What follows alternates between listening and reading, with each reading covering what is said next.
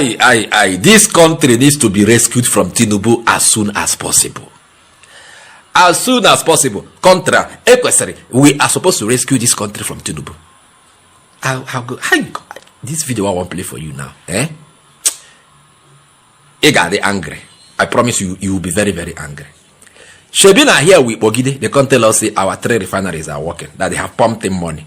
That Port Harcourt is now working, Kaduna is now working. The one in Warri, I'll be waiting. I say, you see, they work on them. At least, Shena Fu Abila 3 refineries, they told us that 2 were already working, that the other ones will soon join them to work. After spending how much? $18 billion. Those refineries, as me and you, they talk like this now. Are they working? No. You know they work. This video you're about to watch now, you will be heartbroken. I promise you, I assure you. Your heart will be shredded. That video can go be now. Your heart will be bowered. 18 billion naira. Billion dollar. Come on. $18 billion. Nothing to. It is not. They told us it's working. No? Hey, come to paparazzi. Nothing is so. You know they work. The 18 billion. Now this government fix them. They say they work. Now demo. How much did it take Dangote to build his new refinery? Either 20 or 23 or thereabout billion dollars. These people have spent 18 billion to revive Dangote from start to finish. Spent 20 or 23. I mean, there are between 20 and 23 billion dollars to build his refinery that is rated as one of the best in the world. They could have helped me listen to Dangote and waiting him gas talk as he take touch our refinery and the experience where he gets in the hand of the government. You understand? When he wanted or when he bought over that refinery, those refineries, because Dangote been buy them. This is our refinery. He been buy them, but they took it away from him before he decided to build his own. Watch, go the video. We will come and let us have some discussion. I'm gonna watch.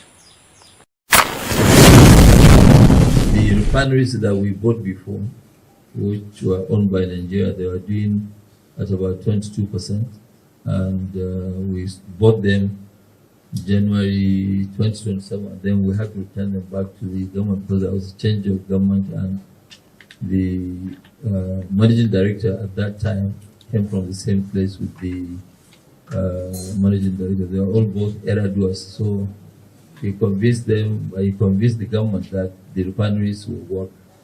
They just gave it to us as a parting away gift or so. And as of today, they have spent about 18 billion on those refineries, and they are still not working.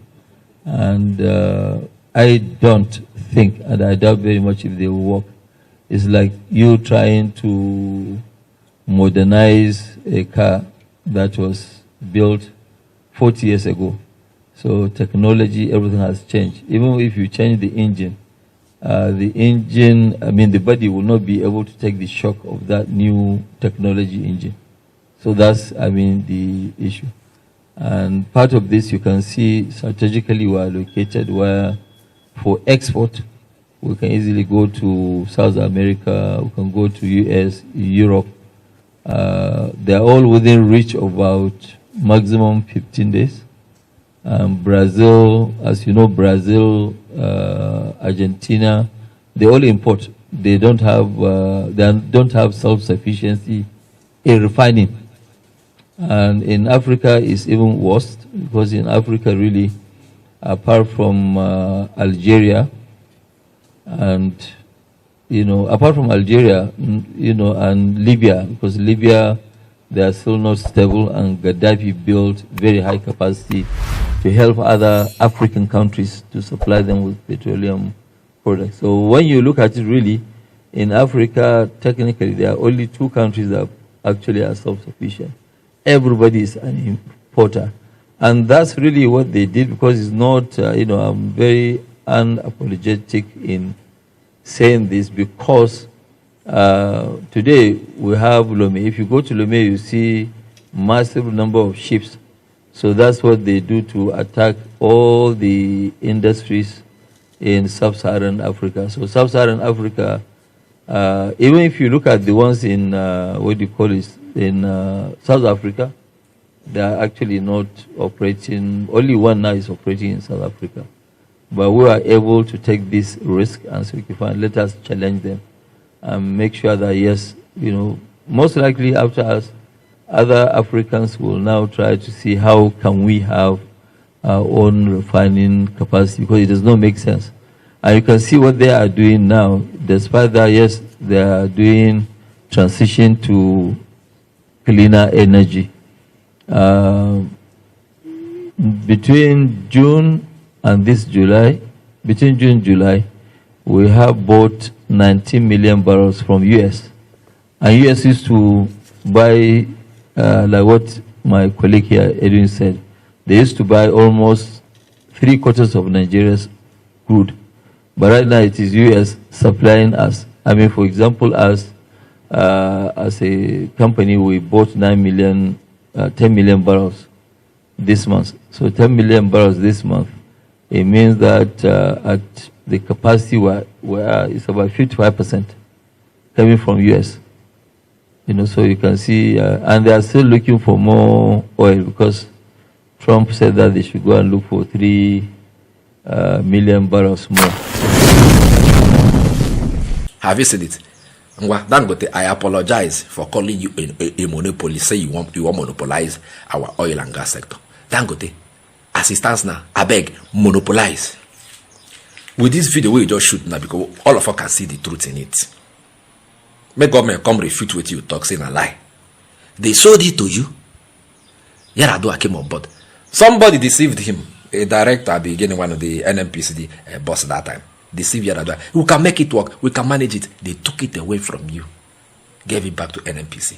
Till now, they have not been able to solve the problem of our refinery. Is it rocket science? Or rocket science to make our refineries to work? So that there will be healthy competition in the system. Now, we are only left with Dangote producing oil products. Coming up with oil products. Only Dangote. How difficult can it be?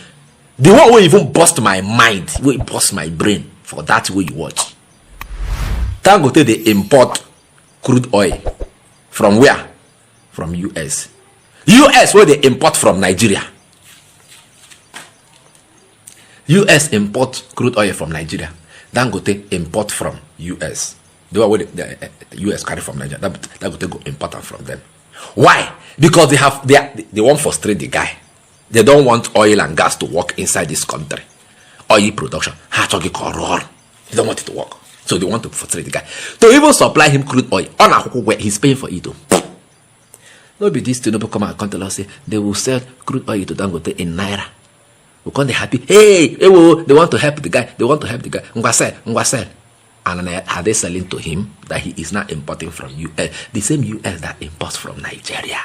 Nigeria, which way now? Tinubu, which way now? What kind of a government? On our made this government reach 2031. On dead. Yes, that's if we go for survival. And we are trying to rescue this country from this man. Some people know more to rescue. People like Atiku, they are still coming up with ambition. Instead of them make them keep behind the man that has shown track record of to save this nation. P2B. They don't want. And Atiku running in 2027 is equal to a Tinubu winning till 2031. Look our oil and gas sector. Look at our oil. Look at how they are doing. How many barrels of crude oil did they produce in a day? Close to 2 million. They cannot sell to Dangote. Dangote is still importing from US. The same US that imports from Nigeria. Equal to money, they will tell you that is the IOCs, the international oil companies, that they are the ones that don't want to sell to Dangote. Our IOCs is now stronger than the government. They just want to frustrate the guy. Dangote built his refinery with $20 to $23 billion from start to finish. To revive our own, they have spent $18 billion. Not revivable. Where is the money? Tinubu, your government is full of criminals. And God no go forgive.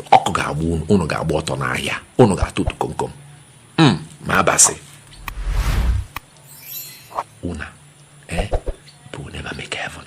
I go sooner later beg.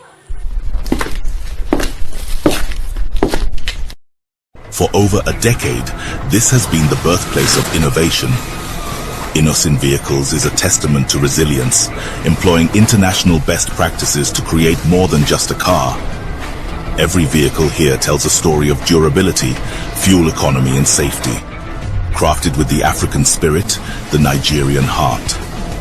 These vehicles surrounding me embody the unique concept of regionalization, each one designed to cater to the tastes and preferences of our people.